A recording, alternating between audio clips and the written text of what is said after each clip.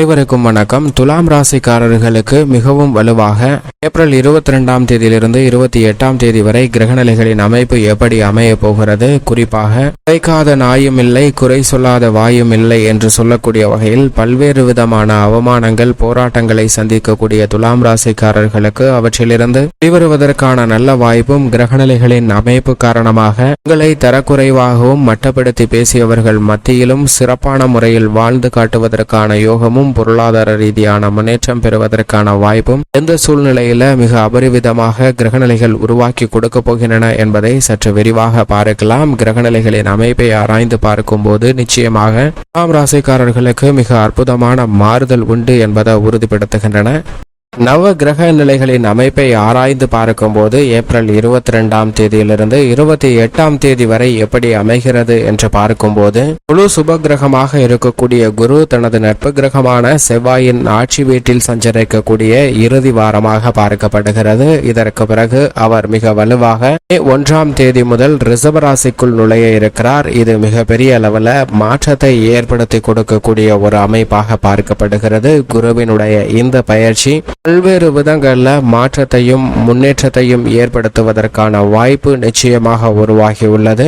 குறைக்காத நாயும் இல்லை, குறை சொல்லாத வாயும் இல்லை என்று சொல்லக்கூடிய வகையில் உங்களை பற்றி பல குறைகளை சொன்னவர்கள் மத்தியில் முன்னேற்றத்தில் பெற்று அவர்கள் முன்னால் சிறப்பாக வாழக்கூடிய ஒரு தருணமாக அமைவதற்கான பல சாத்தியக்கூறுகள் மிக வலுவாக கிடைக்கப் போகிறது என்பதை குரு பயிற்சி உள்ளிட்ட பல கிரகநிலைகளுடைய அமைப்பு மிக தெளிவாகவும் துல்லியமாகவும் உறுதிப்படுத்துகிறது. முழு சுபகிரகமாக இருக்கக்கூடிய குரு செவ்வாயின் ஆட்சி வீட்டில் நுழைந்திருக்கக்கூடிய இந்த வேளையில் இறுதியாக செவ்வாயின் ஆட்சி வீட்டில் சஞ்சரிக்கிறார். மிக விரைவில் சுக்கிரனின் ஆட்சி வீட்டில் நுழைய இருக்கிறார். எனவே அதற்கு முன்னதாக பல அதிரடியான மாற்றங்களை இந்த தருணத்தில் சந்திப்பதற்கான யோகம் நிச்சயமாக கிடைக்க போகிறது. நீங்கள் எதிர்பார்த்து காத்து கொண்டிருக்கக்கூடிய பொருளாதார ரீதியான முன்னேற்றம் பெறக்கூடிய வகையில் சிறந்த மாறுதல்களை இந்த தருணத்தில் நிச்சயமாக பெற்று தருவார். ஏனென்றால் உங்களுடைய வருமானம் உயரக்கூடிய அளவில் புதிய வேலை வாய்ப்பு, வெளிநாடு வேலை வாய்ப்பு, தொழில் ரீதியான முன்னேற்ற வாய்ப்புகள் போன்றவற்றை மிக வலுவாக ஏற்படுத்தி கொடுக்கக்கூடிய ஒரு சிறப்பான அமைப்பில் நிச்சயமாக குரு வலுப்பெற்று சஞ்சரிக்கிறாருங்க.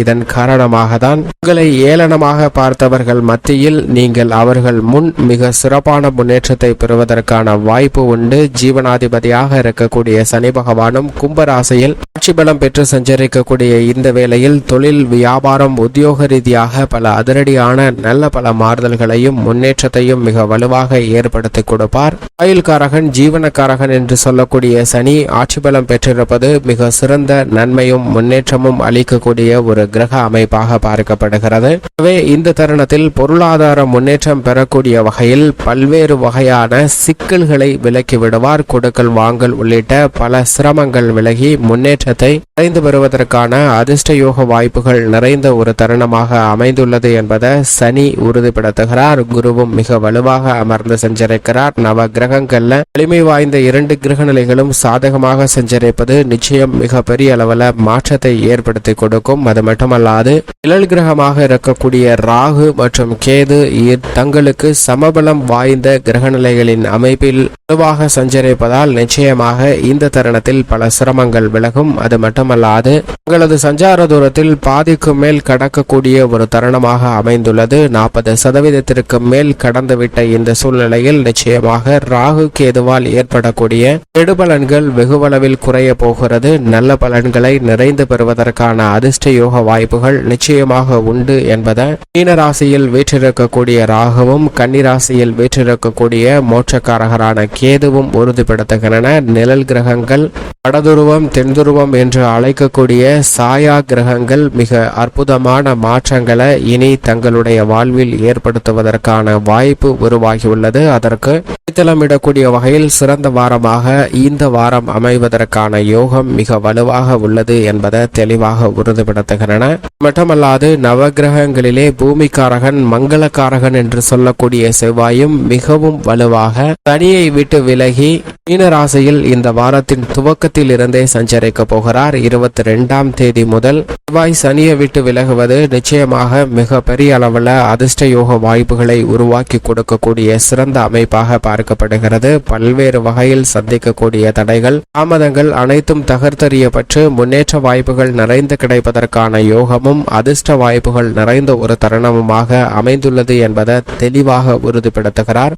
மங்களகாரகன் பூமிக்காரகனின் அமைப்பு காரணமாக பல்வேறு விதமான சுப நிகழ்வுகளை இனிமையாக சந்திப்பதோடு மட்டுமல்லாது வாழ்வில் ஏற்படக்கூடிய பல தடைகளை விளக்குவதற்கான யோகமும் உண்டு. சுக்கிரன் 25ஆம் தேதிக்கு பிறகு உச்சம் பெற்று சஞ்சரிக்கக்கூடிய சூரியன் மற்றும் புதன் குருவுடன் இணைந்து மிக வலுவாக மேசராசியில் சஞ்சரிக்க போகிறாருங்க. சுக்கிரனின் அமைப்பு இந்த வாரத்தின் முற்பகுதியிலும் பிற்பகுதியிலும் நல்ல பலன்களை பெற்றுத்தரக்கூடிய ஒரு அமைப்பாக தான் பார்க்கப்படுகிறது. இருப்பினும் உச்ச நிவர்த்தி பெறுவதால் பல ஆறுதல்களை பெறுவதற்கான யோகமும் உச்ச நிவர்த்தி அடைவதற்கு முன் சில அதிரடியான சௌகரியமான வாய்ப்புகளை ஏற்படுத்தி கொடுப்பதற்கான யோகமும் உண்டு என்பதை தெளிவாக உறுதிப்படுத்துகிறார். சுக்கிரனின் அமைப்பை பொறுத்தவரைக்கும் மீனம் மற்றும் மேசம் 2 இடங்களில் சஞ்சரிக்கும் போதும் நல்ல ஒரு மாறுதலையும் முன்னேற்ற வாய்ப்புகளையும் மிக வலுவாக ஏற்படுத்தி கொடுக்க போகிறார் என்பதை தெளிவாக உறுதிப்படுத்துகிறாருங்க. எனவே முன்னேற்றம் பெறக்கூடிய வகையில் அடுக்கடுக்காக புதிய வாய்ப்புகள் உங்களுக்கு நிறைந்து கிடைப்பதற்கான யோகம் உண்டு என்பதை தெளிவாகவும் துல்லியமாகவும் உறுதிப்படுத்துகிறார். வித்யாகாரகராக இருக்கக்கூடிய புதனும் மீன ராசியிலிருந்து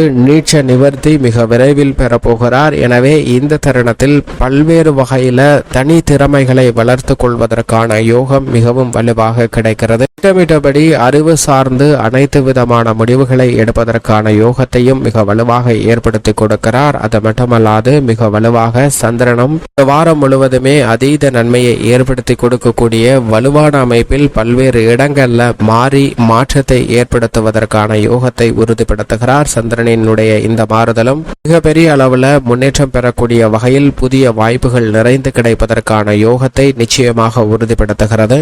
குறிப்பாக தனுசு, மகரம், கும்பம் ஆகிய ராசிகளில் மாறி சஞ்சரிக்கும் போது பல மாற்றத்தை அதிரடியாக ஏற்படுத்தி கொடுக்க போகிறார். இதைவிட மிக வலுவாக முதன்மை கிரகம் என்று சொல்லக்கூடிய சூரியன் உச்சம் பெற்று குருவுடன் இணைந்து சஞ்சரிக்கிறாருங்க. குருவுடன் இணைந்து மேசராசியில் உச்சம் பெற்று சஞ்சரிக்கக்கூடிய சூரியனின் அமைப்பு பல்வேறு வகையில் ஏற்படக்கூடிய தடைகளை விலக்கி நல்ல முன்னேற்றத்தை ஏற்படுத்தி கொடுக்கும். அலைச்சல் வெகுவளவில் குறையும். நீங்கள் எதிர்பார்க்கக்கூடிய முன்னேற்ற வாய்ப்புகள் மிக அபரிவிதமாகவும் கனக்கச்சிதமாகவும் கிடைப்பதற்கான யோகம் உண்டு என்பதை முதலும் முடிவுமாக இருக்கக்கூடிய சூரியன் உச்சம் பெற்றிருப்பதால் உறுதிப்படுத்துகிறார். சூரியனும் சுக்கிரனும் உச்சம் பெற்றிருக்கக்கூடிய இந்த வேளையில் குறைக்காத நாயும் இல்லை, குறை சொல்லாத வாயும் இல்லை என்று சொல்லக்கூடிய வகையில் உங்களுடைய நிலையை கண்டு ஏளனம் செய்தவர்கள் மத்தியில் முன்னேற்றத்தை பெறுவதற்கான நல்ல வாய்ப்பை அள்ளி கொடுக்கக்கூடிய ஒரு கிரக அமைப்பாக உள்ளது என்பதை தெளிவாக உறுதிப்படுத்துகிறன. சரியாக பயன்படுத்திக் கொள்ளுங்கள். இப்படி நவ கிரகங்களின் அமைப்பும் இருக்க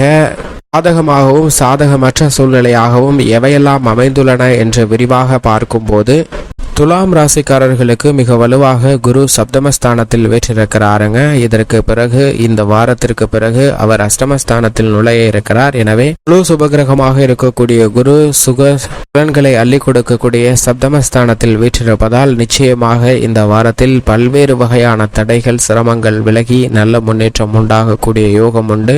ஏனென்றால் உச்சம் பெற்ற ராசியின் அதிபதியும் மிக வலுவாக 25ஆம் தேதி முதல் குருவுடன் இணைந்து குரு சுக்கிர யோகத்தை மிக விதமாக ஏற்படுத்தி கொடுக்க போகிறார். மேலும் சூரியனும் உச்சம் பெற்று சப்தமஸ்தானத்தில் வலுவாக சஞ்சரிப்பது துலாம் ராசிக்காரர்களுக்கு எதிர்பார்ப்புகள் அனைத்தும் மிக வலுவாக கிடைக்கக்கூடிய அற்புதமும் யோகமும் நிறைந்த ஒரு அமைப்பாக பார்க்கப்படுகிறது. சூரியன் உச்சம் பெற்றிருப்பதால் உத்தியோக ரீதியாக ஏற்படக்கூடிய பல சிரமங்களும் விலகும். சனி பூர்வ புண்ணியஸ்தானத்தில் ஆட்சி பலம் பெற்றிருக்கக்கூடிய இந்த வேளையில் உத்தியோக ரீதியாக சாதகமற்ற சூழ்நிலையில் நிர்வாகத்தினரின் போக்கு, மேல் அதிகாரிகளின் கெடுபிடி போன்ற அனைத்திலும் நல்ல ஒரு மாறுதலை சந்திப்பதற்கான யோகம் உண்டு. பெரும்பாலும் மனித வாழ்வுல 95% மேல் பொருளாதார ரீதியான சிக்கலை சந்திக்கக்கூடிய சூழ்நிலை தான் உண்டு. அந்த பொருளாதார ரீதியான சிக்கலை விளக்குவதற்கான யோகத்தையும் வாய்ப்பையும் மிக வலுவாக ஏற்படுத்தி கொடுக்க போகிறாருங்க குரு, சூரியன் மற்றும் ராசியின் அதிபதியான சுக்கிரன். எனவே பல்வேறு விதமான காயங்களுக்கு மருந்தாக மாறுவதோடு மட்டுமல்லாது சிறப்பான முன்னேற்றத்தை உங்கள் உங்களுடைய வளர்ச்சியை மற்றவர்கள் கண்டு வியக்கக்கூடிய வகையில் மாற்றத்தை சந்திப்பதற்கான யோகம் நிச்சயமாக கிடைக்கப் போகிறது. அது மட்டுமல்லாது 6ல் மிக வலுவாக புதன் சஞ்சரிக்கிறார். அவருடன் இணைந்து ராகு சஞ்சரிக்கிறாருங்க. மிகவும் குறிப்பாக இந்த வாரத்தின் துவக்கத்தில் இருந்து 22ஆம் தேதியிலிருந்தே செவ்வாய் சனியை விட்டு விலகி மிக வலுவாக 6ல் அமர்வது மோக வளர்ச்சிக்கு அடித்தளம் இடக்கூடிய ஒரு அமைப்பாக துலாம் ராசிக்காரர்களுக்கு நிச்சயமாக பார்க்கப்படுகிறது. எனவே பல்வேறு வகையான தடைகள் சிக்கல்கள் விலகி சிறப்பான முன்னேற்றமும் வெற்றி வாய்ப்பும் நிறைந்து கிடைக்கக்கூடிய ஒரு அற்புதமானமும் யோகமும் நிறைந்த தருணமாக அமைகிறது என்பதை கிரகநிலைகள் தெளிவாக உறுதிப்படுத்துகின்றன. இதன் காரணமாக பல்வேறு வகையான தடைகள் சிக்கல்கள் விலகும்.